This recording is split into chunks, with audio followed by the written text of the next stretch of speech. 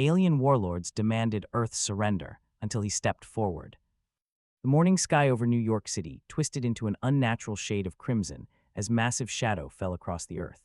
Admiral Sarah stood on the observation deck of the United Nations building, watching through reinforced glass as alien vessels descended from the clouds like metallic thunderstorms. Each ship was larger than a city block, their hulls gleaming with an otherworldly alloy that seemed to bend light around its edges. "Ma'am, we're receiving a transmission on all frequencies," Lieutenant called out from behind her, his voice barely concealing the terror that gripped everyone in the room. It's in perfect English." Sarah turned away from the window, her weathered face showing no emotion despite the chaos erupting around her. At 62, she had seen 3 wars and countless diplomatic crises, but nothing had prepared her for this moment. The aliens had been monitoring Earth for months, occasionally appearing on radar before vanishing again, but no one expected them to arrive in such overwhelming force. "Put it through the main speakers," she ordered, straightening her uniform jacket. The room fell silent except for the distant rumble of panic in the streets below. A voice filled the chamber, deep and resonant, speaking with the casual confidence of absolute power. "Inhabitants of the planet you call Earth, I am Warlord of the Hegemony Fleet. Your species has been evaluated and found to possess certain useful qualities. However, your technological development and military capabilities are primitive beyond measure." Sarah clenched her fists as the alien continued. "We offer you a choice, though it is merely a formality. Surrender your world peacefully, and we will allow a portion of your population to survive as workers in our mining operations. Your leaders will be granted swift executions as a mercy. Resist, and we will demonstrate why the hegemony controls 17 star systems and has never been defeated in battle." The transmission paused, and Sarah could hear her heart pounding in the sudden silence. Around her, diplomats and military officers exchanged desperate glances. Earth's most advanced weapons seemed like toys compared to the technology hovering above their cities. "You have 24 hours to provide your answer," Warlord concluded. "Choose wisely. The hegemony's patience is not infinite." The connection terminated, leaving behind only the sound of distant explosions and air raid sirens. Sarah watched through the window as one of the alien ships positioned itself directly above Manhattan, its shadow plunging the city into an artificial twilight. "Admiral, what are your orders?" asked, his voice barely above a whisper. Before Sarah could respond, the emergency doors burst open. A young aide stumbled into the room, his face flushed with exertion. "Admiral, there's someone here to see you. He says he has a solution." "This is hardly the time for meetings," Sarah snapped. "We need to coordinate with the other world leaders and—" "Ma'am, with respect, I think you need to see this person immediately. He arrived just before the alien transmission, and he seems to know things about them that our intelligence agencies don't." Sarah hesitated, then nodded. The situation was already impossible. Perhaps an outside perspective might offer something their strategists had missed. Send him in, but make it quick. The man who entered the room was unremarkable at first glance. Average height, perhaps 40 years old, with graying hair and wearing a simple black suit that looked like it had been tailored yesterday. But his eyes held something that made Sarah pause, a depth of knowledge and experience that seemed far older than his appearance suggested. "Admiral," he said, extending his hand, "my name is, I've been waiting for this day for quite some time." "Waiting for this day," Sarah shook his hand, surprised by the firm confidence in his grip. "Are you saying you knew the aliens were coming?" Smiled, but there was no humor in it. "I've known about the hegemony for longer than you might believe. They follow a very predictable pattern when conquering new worlds. The overwhelming display of force, the ultimatum, the assumption that any species they encounter will be too terrified to resist effectively." "And you have experience with them." "More than I'd like," replied. He walked to the window and gazed up at the alien ships without any visible fear. The hegemony has been expanding across the galaxy for centuries, absorbing or destroying every civilization they encounter. They're exceptionally good at conventional warfare, and their technology is indeed far superior to anything Earth has developed. Lieutenant stepped forward. "Then you're confirming what we already know. Resistance is suicide." Turned back to face the room.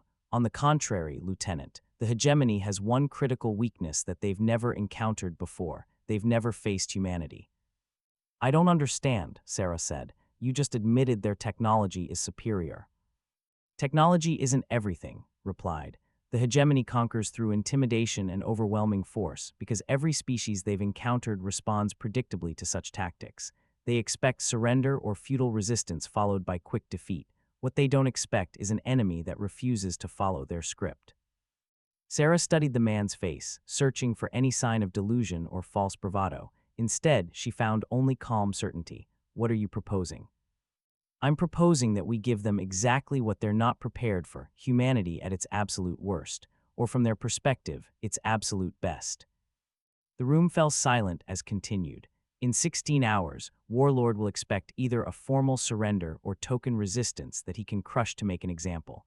Instead, we're going to deliver a message that will make him reconsider everything he thinks he knows about Earth. What message? Sarah asked, though she suspected she wasn't going to like the answer. His expression hardened. We're going to tell him that if he wants this planet, he's welcome to try taking it. But first, he's going to learn why humans are the galaxy's most dangerous predators. Admiral felt a chill run down her spine, not from fear of the aliens, but from the way he spoke those words.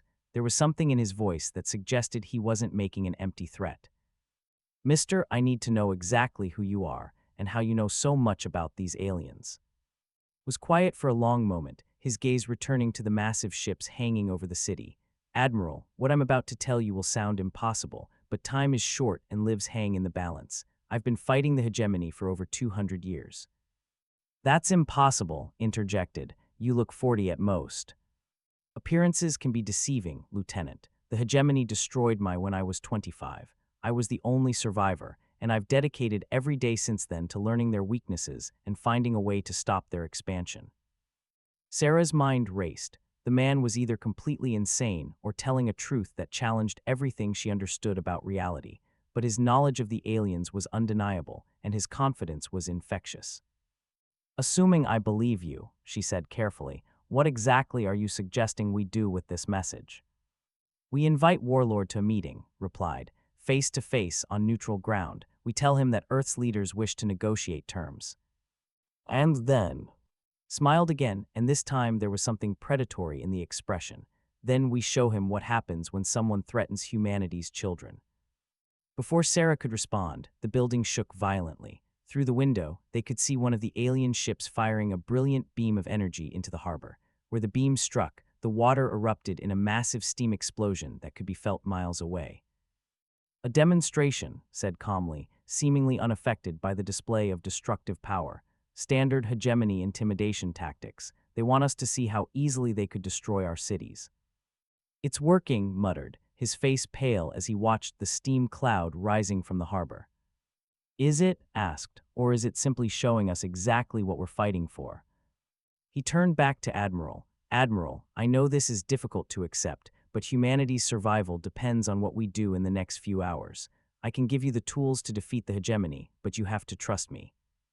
Sarah looked out at the alien ships, then back at the mysterious man who claimed to have fought them for centuries. Every rational part of her mind screamed that this was impossible, but she had learned to trust her instincts over a long military career. What do you need from us, mister? First, we need to send that message to Warlord. Second, we need to gather Earth's most capable military leaders for a briefing that will change everything they think they know about warfare. And third, paused, his expression growing darker. Third, we need to make sure that when this is over, the galaxy understands that Earth is not a world to be conquered, it's a world to be feared. The building shook again as another demonstration blast struck somewhere in the distance. But this time, Admiral didn't flinch. Something in his words had awakened a fierce determination that she hadn't felt since her first command. Get me a direct line to the other world leaders, she ordered, and contact our best military strategists. If we're going to do this, we're going to do it right.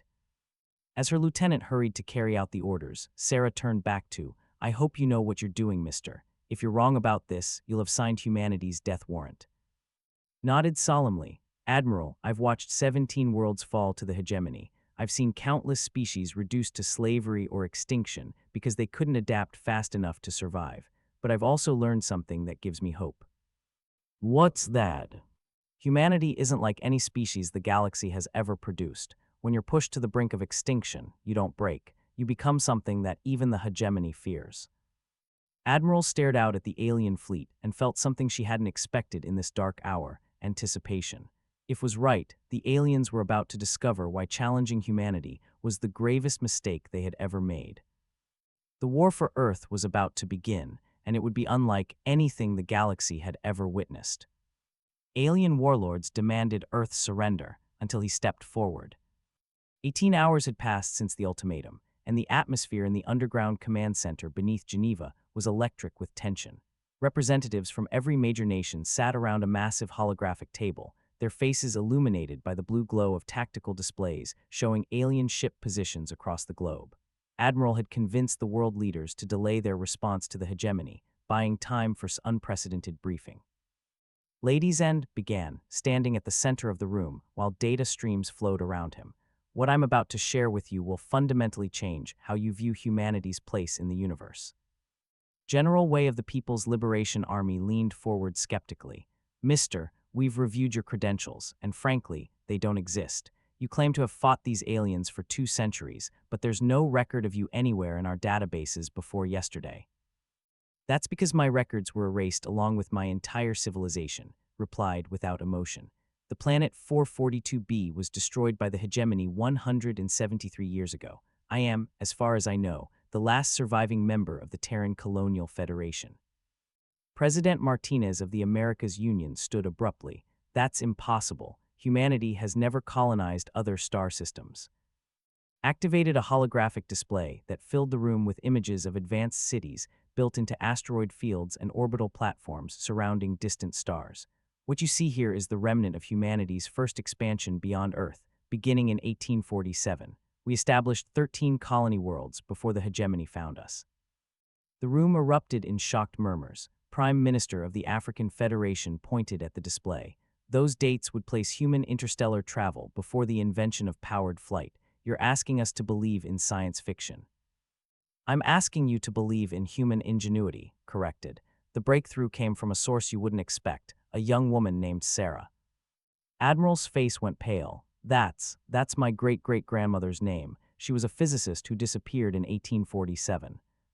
She didn't disappear, explained gently. She made contact with a dying alien ship that crashed in the Canadian wilderness. The survivor shared the principles of faster-than-light travel with her before passing away. Your ancestor kept the discovery secret, while she and a small group of scientists developed the technology.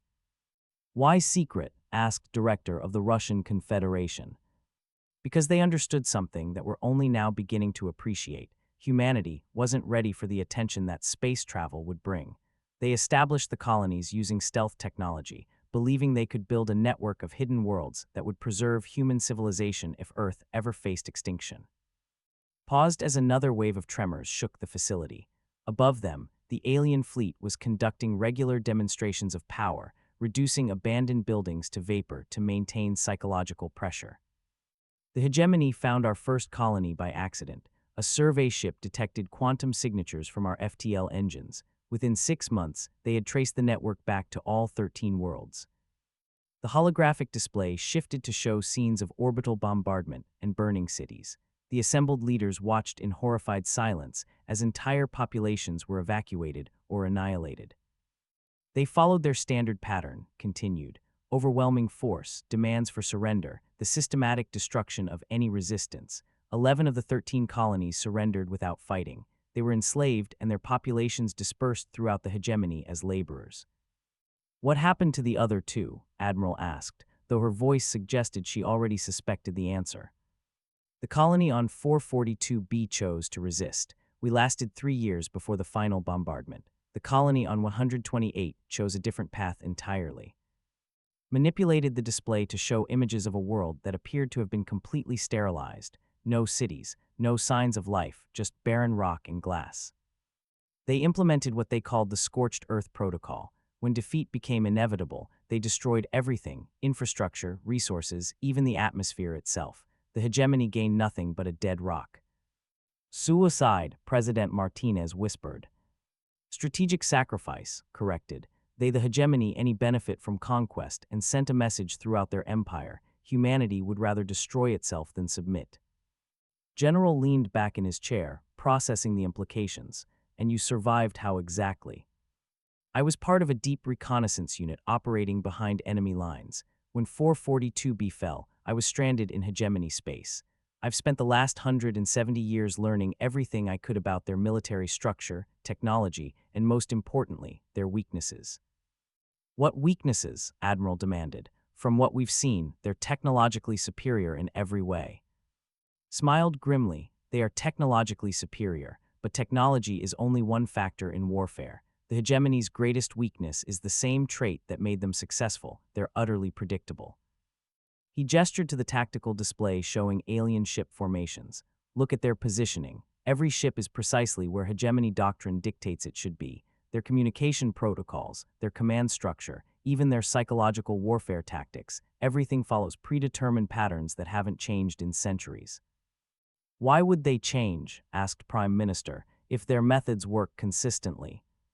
Because they've never encountered an enemy that could adapt faster than they could react, explained. Every species they've conquered has tried to match their technology or their conventional tactics. None have thought to exploit the fact that the hegemony is essentially a highly advanced but inflexible machine. He manipulated the display to show a detailed schematic of hegemony ship design. Their vessels are marvels of engineering, but they're designed around specific tactical doctrines. Change the nature of the engagement, and their advantages become liabilities. Director frowned. What exactly are you proposing? I'm proposing that we stop thinking like the victims they expect us to be and start thinking like the apex predators we actually are. Activated a new display showing Earth's population centers, but overlaid with data that made several leaders gasp. The current human population of Earth is 8.2 billion. What the hegemony doesn't know is that each of those humans represents a survival specialist whose ancestors endured ice ages, plagues, world wars, and countless other extinction-level events. They see us as primitive because our technology appears crude compared to theirs. The display shifted to show historical footage of human conflicts, footage that made the alien demonstrations look restrained by comparison. What they don't realize is that we're the only species in the galaxy that developed warfare as an art form.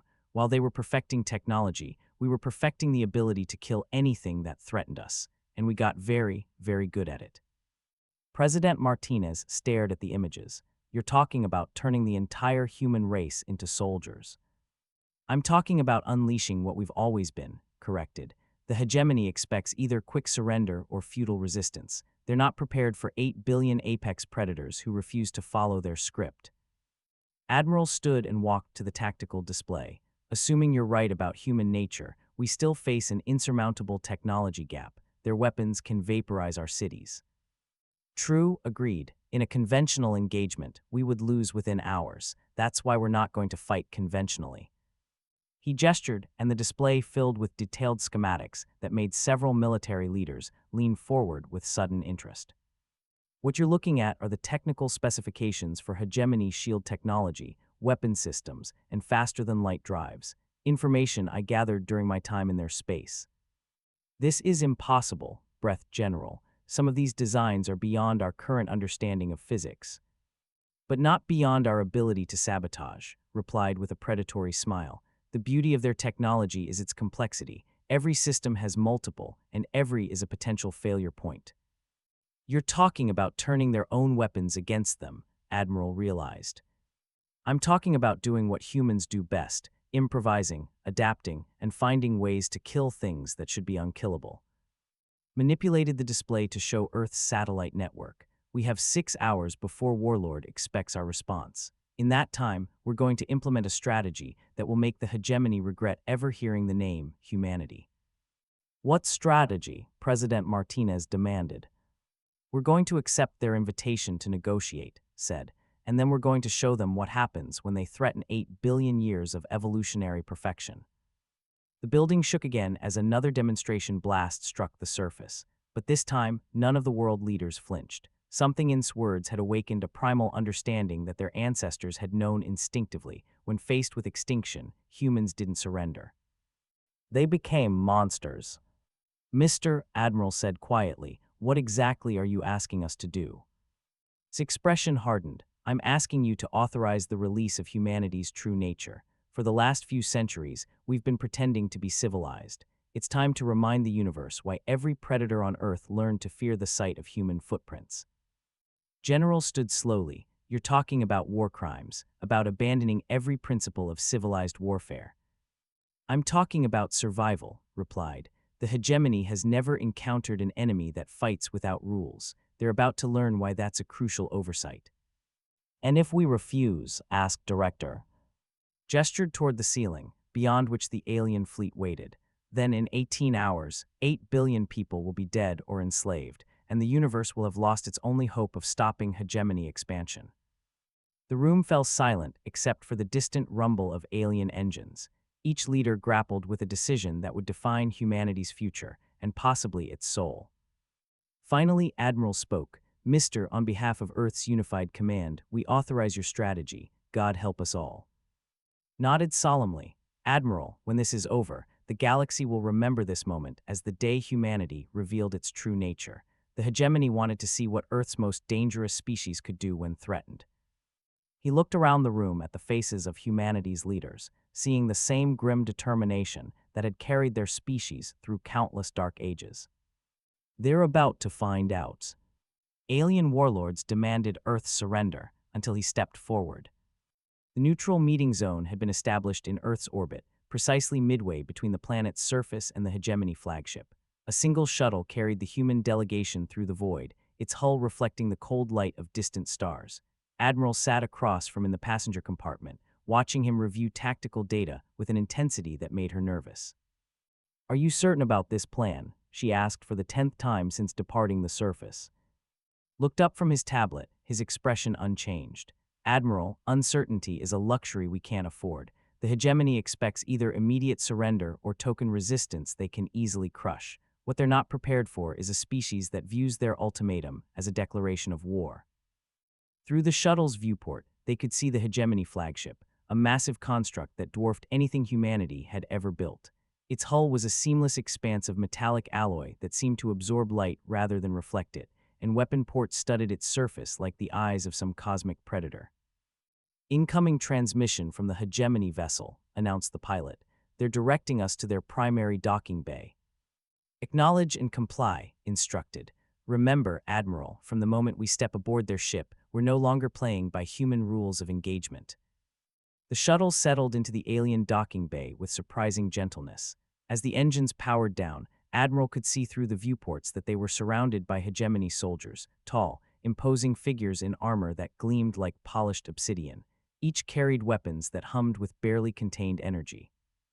"Stay close to me," whispered as they prepared to disembark. "And remember everything I told you about hegemony psychology. They respect strength and despise weakness, but they don't understand the difference between human determination and human desperation." The shuttle's hatch opened with a soft hiss, releasing a rush of recycled air that carried the metallic scent of alien technology. Stepped out first, his posture confident despite being surrounded by soldiers who could vaporize him without effort. "Welcome aboard the Conquest of Worlds," rumbled a voice that seemed to emanate from the walls themselves. "Warlord will receive you in the command center." As they walked through corridors that stretched impossibly far in every direction, Admiral marveled at the ship's construction. Every surface was perfectly smooth, and the walls seemed to glow with their own internal light. The scale was designed to intimidate, ceilings rose high enough to house cathedral spires, and the passages were wide enough for vehicles. "Psychological warfare," murmured under his breath. "They want us to feel small and insignificant." "It's working," admitted. "Good," replied with a slight smile. "That means they think they understand us." They entered the command center through doors that stood 30 feet tall, sliding open to reveal a vast chamber dominated by holographic displays showing Earth from multiple angles. At the center of the room stood Warlord himself, a towering figure nearly 10 feet tall, his body encased in armor that seemed to be fused directly to his flesh. "So," the Warlord rumbled, his voice carrying the weight of absolute authority, "the humans have chosen to negotiate rather than surrender immediately. Interesting." Stepped forward seemingly by the alien's imposing presence. "Warlord, I am, speaking for the unified government of Earth. We've come to discuss the terms you've proposed." "Terms?" His laugh was like grinding metal. "I offered you no terms, human. I offered you a choice between swift death and prolonged slavery. There are no other options." "With respect," replied calmly, "I think you're underestimating what Earth has to offer." The alien commander gestured to the holographic displays surrounding them.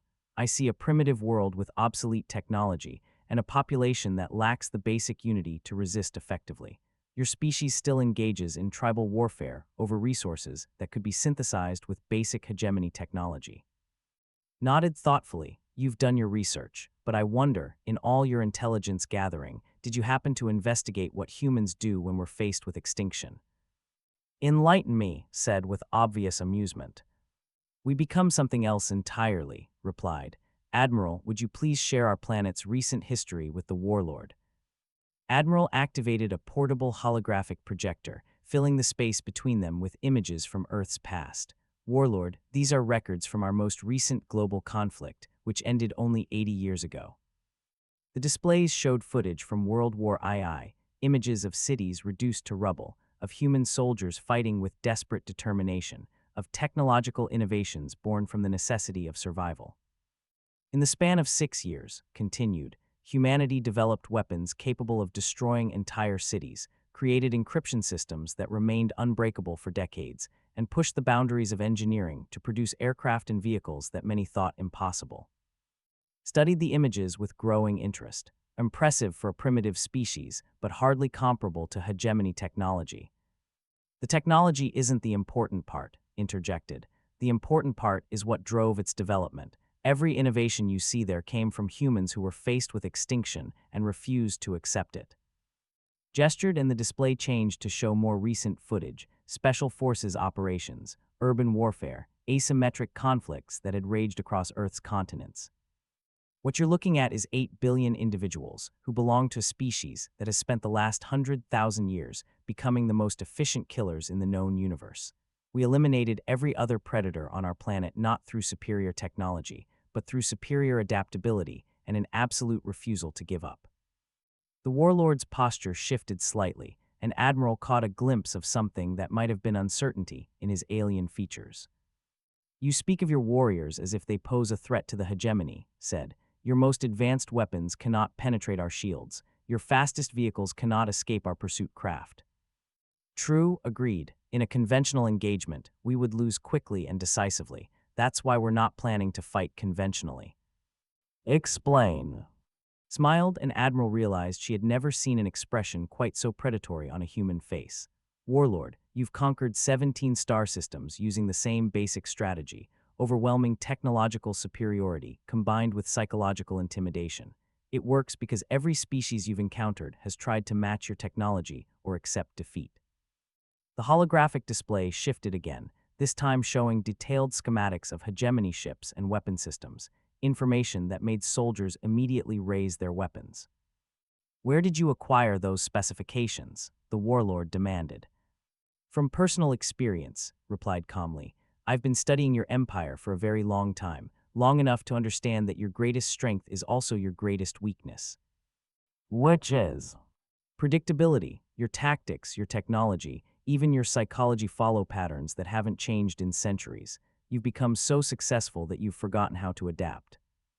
Manipulated the display to highlight critical system vulnerabilities in the hegemony ship designs. Every one of your vessels relies on centralized power distribution. Every weapon system has specific recharge cycles. Every shield generator has defined resonance frequencies that can be exploited. His voice carried a dangerous edge. You dare to threaten us with technical knowledge. Our shields alone could withstand everything your primitive world could produce. Could they withstand 8 billion humans who don't care about shields? The question hung in the air like a physical presence. Admiral felt her heart racing as she realized that was no longer negotiating. He was delivering a warning. Humans don't fight the way you expect, continued. We don't line up armies and exchange volleys of weapon fire. We sneak into your homes in the middle of the night. We poison your water supplies. We turn your own technology against you. We make your children afraid to sleep and your leaders afraid to trust their own subordinates. The images on the display shifted to show urban warfare footage, guerrilla fighters operating in destroyed cities, improvised weapons causing devastation far beyond their technological sophistication, civilian populations transforming into deadly resistance networks. This is what humanity looks like when we're fighting for survival, explained. Not armies, but 8 billion individual predators who will use every dirty trick, every psychological weakness, and every technological vulnerability to ensure that conquering Earth costs you more than you could ever gain. Was silent for a long moment, studying the images with an expression that Admiral couldn't interpret. "You're proposing asymmetric warfare against a technologically superior force," the warlord finally said. "I'm proposing the extinction of your empire," corrected quietly, "because that's what humans do when someone threatens our children. We don't stop fighting until the threat is completely eliminated." The command center fell silent except for the subtle hum of alien technology. Admiral could feel the tension radiating from the hegemony soldiers, their weapons tracking between her and with obvious uncertainty. "Interesting," said slowly, "but ultimately irrelevant. Your species lacks the unity to implement such resistance effectively. Our intelligence shows that your nations still compete for resources and territory." Laughed, and the sound sent chills down Admiral's spine.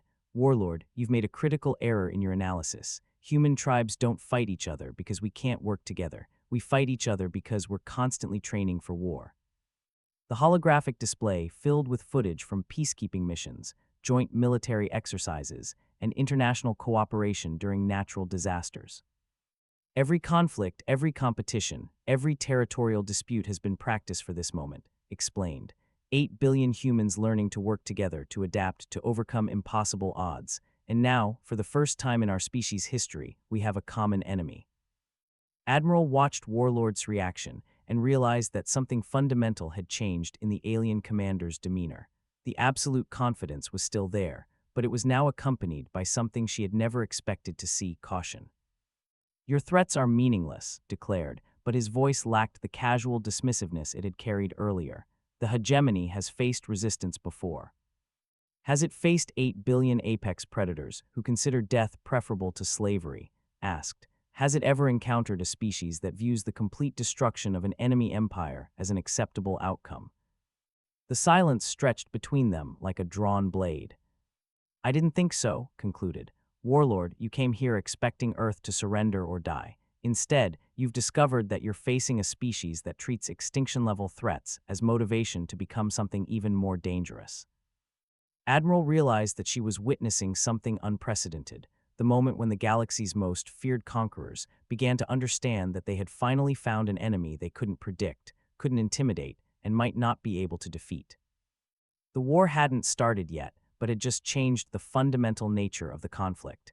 The hegemony was no longer dealing with potential victims. They were dealing with humanity.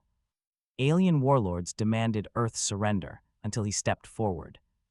The silence in the hegemony command center stretched taut as a wire about to snap. Admiral could see the alien soldiers shifting uneasily, their weapons tracking between her, and with growing uncertainty. Warlord stood motionless, processing implications that clearly hadn't been included in any of his strategic assessments. "You speak boldly for a species that possesses no interstellar vessels," the warlord finally said, but his voice carried less conviction than before. Smiled, and Admiral noticed that several hegemony soldiers stepped backward involuntarily. There was something in that expression that triggered instinctive fear, even in beings who had conquered star systems. "Warlord, you're making another critical assumption," replied. "You believe that because Earth appears to have no space fleet, we lack the ability to take this war beyond our planetary boundaries. Are you suggesting otherwise?" "I'm stating a fact," gestured to the holographic display, which shifted to show technical schematics that made soldiers raise their weapons higher. "What you're seeing is the complete specification for hegemony faster-than-light drive systems." The alien commander's massive frame tensed. "Impossible. Those specifications are classified at the highest levels." "Nothing is classified from someone who's been inside your empire for 2 centuries, replied calmly. "I've walked through your shipyards. I've studied your manufacturing processes. I've even worked as a technical consultant on 3 different vessels." Admiral stared at in shock. He had mentioned gathering intelligence, but this was far beyond what she had imagined. "Furthermore," continued, "I've had 170 years to consider how human engineering approaches might improve upon your designs." The display filled with modified schematics that clearly combined hegemony technology with principles that Admiral didn't recognize. The fusion of alien science with human innovation created possibilities that were both fascinating and terrifying. "These are theoretical improvements only," protested, but uncertainty was creeping into his voice. "Are they?" asked. "Admiral, would you please share our orbital construction status with the warlord?" activated her communicator with hands that trembled slightly. Control, this is Admiral. Authorization code Phoenix 77. Initiate Operation Prometheus. The response came immediately. Admiral, Operation Prometheus is green across all parameters. Assets are in position and awaiting your command.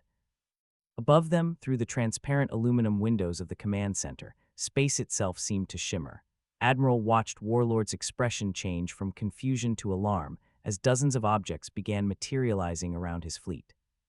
Stealth technology, explained conversationally, a human innovation that your species apparently never developed. Interesting oversight for such an advanced empire. The objects resolving into visibility were clearly human-built vessels, but their design incorporated elements that made them look alien even to Admiral. Sleek hulls that seemed to bend light around their edges, weapon ports that glowed with contained energy, and propulsion systems that left no visible exhaust trail. "When did we build those?" whispered. "We've been building them for 6 months," replied, "ever since I made contact with certain elements within your government and provided them with the necessary technical specifications." Warlord was studying the tactical displays with growing alarm. "How many vessels?" "Enough," answered, "but numbers aren't really the relevant factor here. What matters is what they represent." He gestured to the fleet surrounding them. Each of those ships was built by humans who learned that their world was going to be invaded. Every component was manufactured by people who knew their children's lives depended on their work. Every system was tested by individuals who understood that failure meant extinction. The display shifted to show internal views of the human ships, revealing crews that moved with the disciplined precision of elite military units. "What you're looking at, Warlord, is humanity's response to an extinction-level threat. We don't just build weapons, we become weapons." Admiral realized that she was witnessing something unprecedented in galactic history. Humanity had gone from primitive planetary civilization to interstellar naval power in less than 6 months, driven by the knowledge that failure meant annihilation. "Your fleet is impressive," admitted grudgingly, "but we still outnumber you significantly." "Do you?" asked. "Admiral, please share our complete tactical situation with the Warlord."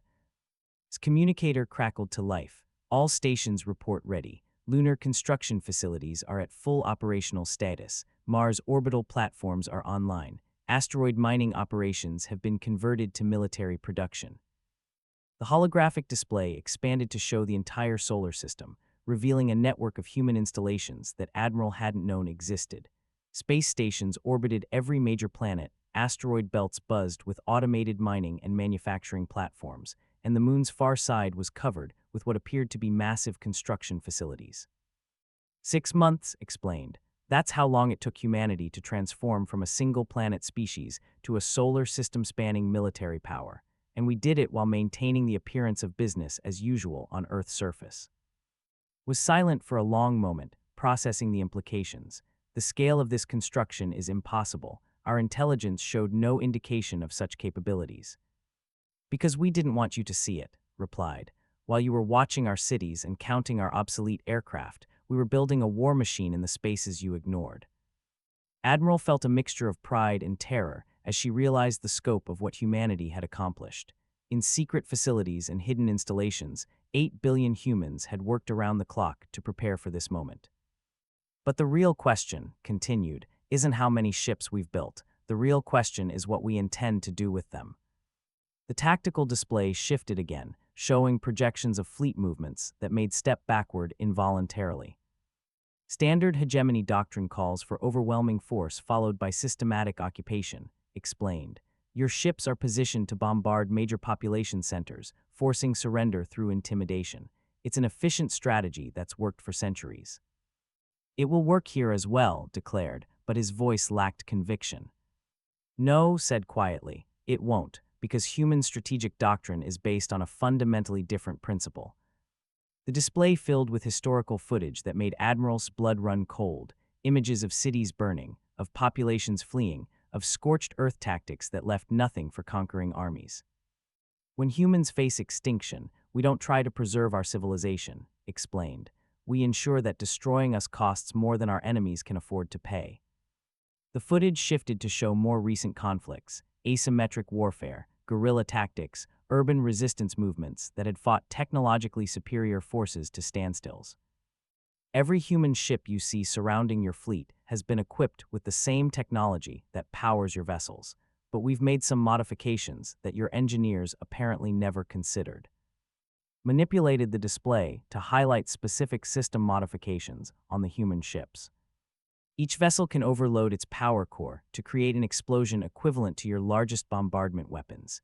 Each crew has been trained to view their ship as a guided missile rather than just a platform for conventional weapons, and each captain has been given specific orders about what to do if defeat becomes inevitable. Admiral realized what was describing and felt her stomach clench with horrified understanding. "You're talking about suicide attacks," said. "I'm talking about strategic sacrifice," corrected. "Every human captain knows that their primary mission isn't to survive, it's to ensure that when this war ends, the hegemony no longer has the capability to threaten Earth or any other world." The alien commander studied the tactical projections with growing unease. "You would sacrifice your entire fleet to destroy ours." "Without hesitation," confirmed, "but that's just the opening move." The display expanded again, showing what appeared to be the entire galaxy with trajectory lines connecting various star systems. "While your fleet is dealing with ours, human ships equipped with hegemony FTL drives will be delivering packages to every world in your empire." "What packages?" demanded. Smile turned predatory. Human creativity applied to the problem of ending threats permanently. Biological weapons tailored to hegemony physiology. Nanoscale devices programmed to target your technology. Computer viruses designed to spread through your communication networks. Admiral stared at the galactic map in horror and fascination. Humanity hadn't just built a fleet, they had prepared for total war against an interstellar empire. "Each package represents decades of human research into ways to kill things that should be unkillable," continued, "and all of it will be deployed simultaneously the moment your fleet opens fire on Earth." The command center fell silent, except for the hum of alien machinery. Admiral could see the hegemony soldiers exchanging glances that suggested they were beginning to understand what their empire had stumbled into. "You're describing the extinction of our species," said slowly. "Yes," replied without emotion. "Complete, total, absolute extinction. That's what humans do when someone threatens our children. We don't negotiate, we don't compromise, and we don't stop until the threat is eliminated permanently." The warlord was quiet for a long time, studying the tactical projections with an expression that might have been respect. "This is unprecedented," he finally admitted. "No species has ever responded to hegemony expansion with such thoroughness." "Because no species like humanity has ever existed," explained. "You've encountered civilizations that valued peace or order or technological advancement.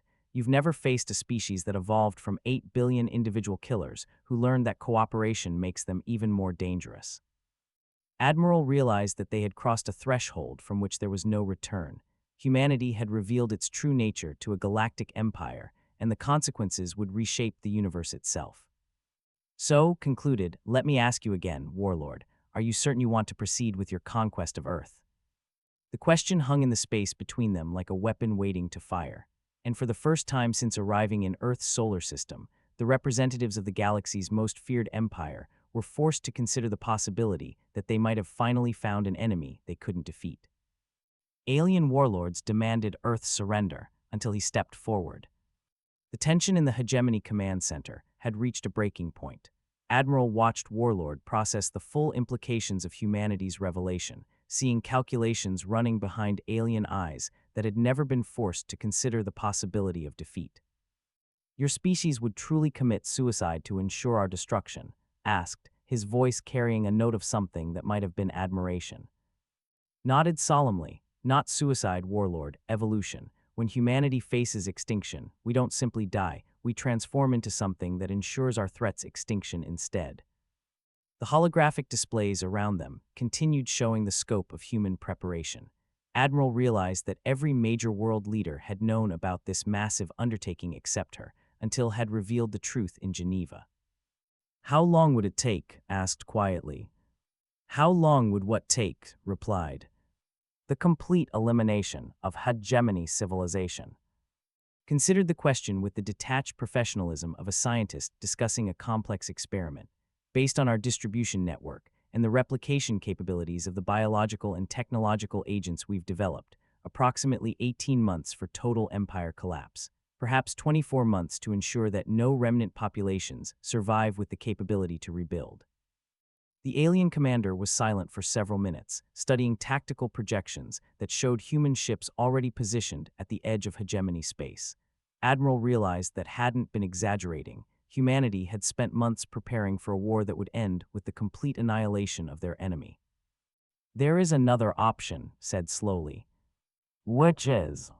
"Withdrawal. The hegemony could classify Earth as a restricted zone and prohibit further contact." Shook his head. "Unacceptable. Humanity has learned that your empire exists and poses a potential future threat to our species. Withdrawal simply delays the inevitable confrontation." "Then what do you propose?"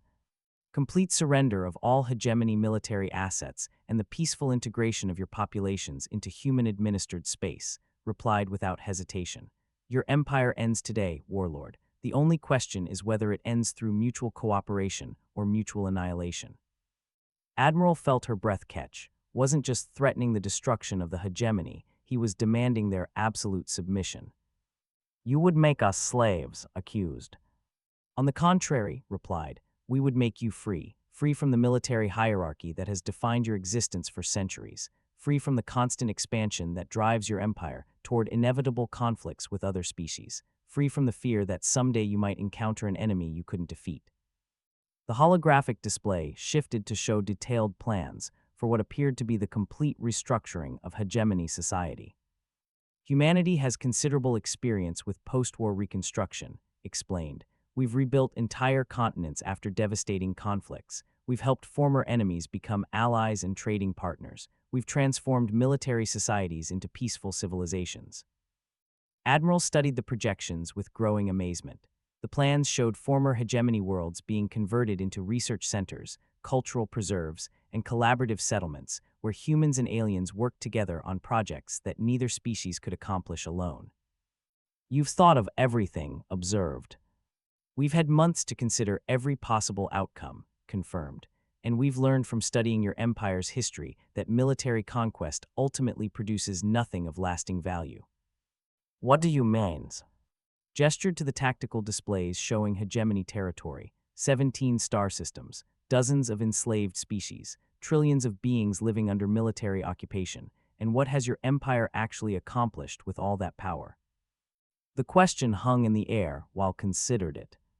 "You've created a vast machine for conquest that exists only to perpetuate more conquest," continued. "Your technology has stagnated because you never needed to innovate. Your culture has stagnated because you never encountered challenges that required adaptation. Your species has become so successful at dominating others that you've forgotten how to grow." Admiral realized that was describing the fundamental weakness that had made humanity's resistance possible. The hegemony's success had made them predictable. "Humanity offers something different," explained. "We offer partnership instead of domination. We offer growth instead of stagnation. We offer a future where your species can become more than just the galaxy's most efficient killers." The display shifted again, showing projections of technological developments that combined human innovation with hegemony engineering capabilities. "Imagine what your people could accomplish if they weren't spending all their resources on military expansion," said. "Imagine the scientific discoveries, the artistic achievements, the philosophical insights that might emerge from a civilization that wasn't constantly preparing for war." Studied the projections with obvious interest, and if we refuse, then in 6 hours both our civilizations will begin a war that ends with the extinction of one or both species, replied matter-of-factly. "The choice is yours, Warlord, evolution or extinction." The command center fell silent except for the subtle sounds of alien machinery. Admiral could see the hegemony soldiers watching their commander, waiting for a decision that would determine the fate of their entire empire.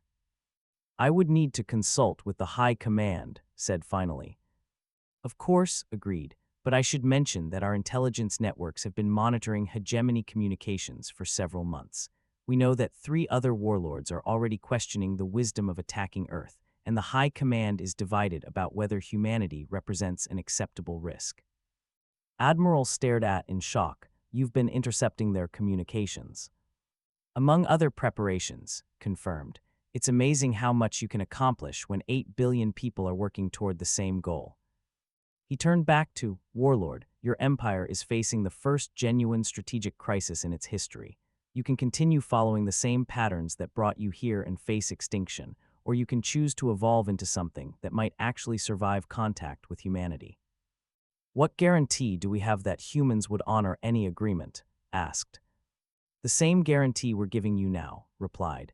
Complete transparency. Every human weapon system, every strategic plan, every technological capability has been shared with your command staff through our communication networks. Admiral realized that was right. Humanity had revealed not just their willingness to fight, but their complete capability for warfare. It was a demonstration of confidence that spoke more powerfully than any threat. We're not asking you to trust us, continued. We're showing you exactly what will happen if you choose to proceed with your original plan, and we're showing you exactly what will happen if you choose to work with us instead. The holographic display filled with images of possible futures, some showing the ashes of civilizations destroyed by total war, others showing thriving worlds where former enemies collaborated on projects that pushed the boundaries of science and exploration. The decision is yours, concluded, but I should warn you that human patience is not infinite. In approximately 4 hours, we'll need your final answer. Warlord stood motionless for several minutes, processing implications that clearly challenged everything he had believed about galactic politics.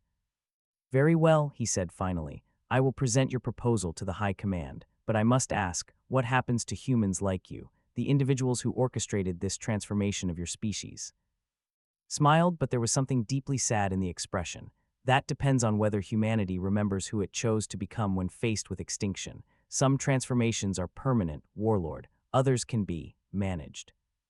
Admiral understood what he meant. The capabilities that humanity had developed to face the hegemony couldn't simply be forgotten. The question was whether their species would choose to use those capabilities responsibly or become something as dangerous as the empire they had threatened to destroy. I hope, said quietly, that when this is over, we can both remember who we chose to be. So do I, replied, so do I. As they prepared to return to Earth, Admiral realized that the next few hours would determine not just the fate of two civilizations, but the character of the galaxy itself. Humanity had proven that it could become whatever was necessary for survival. The real question was what it would choose to become next. 3 hours later, the response came through every communication channel simultaneously. Warlord's voice filled the command centers of every human ship, carrying a message that would reshape galactic history. By unanimous decision of the Hegemony High Command, we formally surrender all military assets and request peaceful integration under human administration. We choose evolution over extinction. Admiral watched the alien fleet power down their weapon systems and begin transmitting surrender codes. Around Earth and throughout human space, celebrations erupted as 8 billion people realized that their impossible gambit had succeeded. Stood quietly watching the tactical displays, his expression thoughtful. We won, Admiral said. Did we, replied, or did we just become the next threat that some other species will have to deal with? It was a question that would define humanity's future among the stars, and Admiral realized that their greatest challenge wasn't behind them, it was just beginning. The galaxy had learned what humans were capable of when threatened with extinction. Now it would discover what they were capable of when given the responsibility to lead.